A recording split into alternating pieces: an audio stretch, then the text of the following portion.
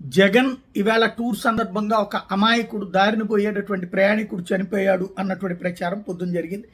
అయితే అతను కూడా కార్యకర్తే అన్నటువంటి విషయాన్ని తాజాగా ఏది అతను ఈ జగన్ దగ్గరికి ఆ పూలు అయ్యి చల్లేటటువంటి వెహికల్ మీదన ఈ ఇది ఉంటుంది కదా ఫుట్ రెస్ట్, దాని మీద నుంచుని ఉన్నటువంటి వ్యక్తి పక్కన వేరే వెహికల్ వెళ్తున్నప్పుడు టచ్ అయ్యి కింద పడినటువంటి సందర్భం.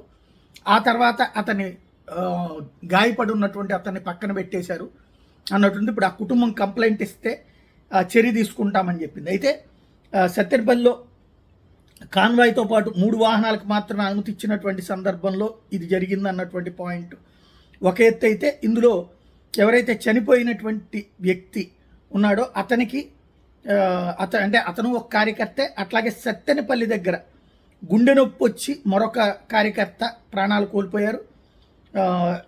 ఈ ఇద్దరి కుటుంబాలకి కూడా పరామర్శించి తాజాగా వాళ్ళకి సంబంధించినటువంటి నాయకులు, అటు విడుదల రజనీ కావచ్చు, మిగతా నాయకులు గజ్జల సుధీరు, భార్గవరెడ్డి, గోపిరెడ్డి శ్రీనివాసరెడ్డి, కాసు మహేష్ రెడ్డి, బొల్ల బ్రహ్మనాయుడు వాళ్ళ మృతదేహాలకి నివాళులు అర్పించడంతో పాటుగా ఇద్దరికి చెరొక 10 లక్షల రూపాయలు వాళ్ళ కుటుంబాలకి పరిహారాన్ని ప్రకటించినటువంటి పరిస్థితి.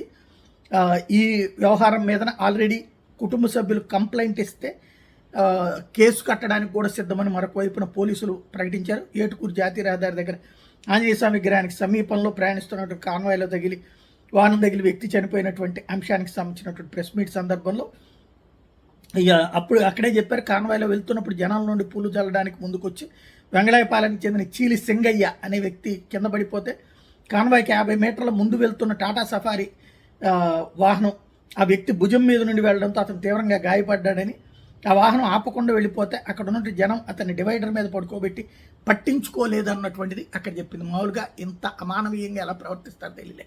వెంటనే కార్యకర్త, తోటి కార్యకర్త అంబులెన్స్లో పంపించాలి, లేకపోతే వెహికల్లో పంపించాలి. అక్కడ లోపం జరిగింది. ఇప్పుడు 10 లక్షల రూపాయల పరిహారం అయితే ఇస్తున్నారు, కానీ పోయిన ప్రాణాన్ని తీసుకురాలేదు. 2 ప్రాణాలు కోల్పోయారు.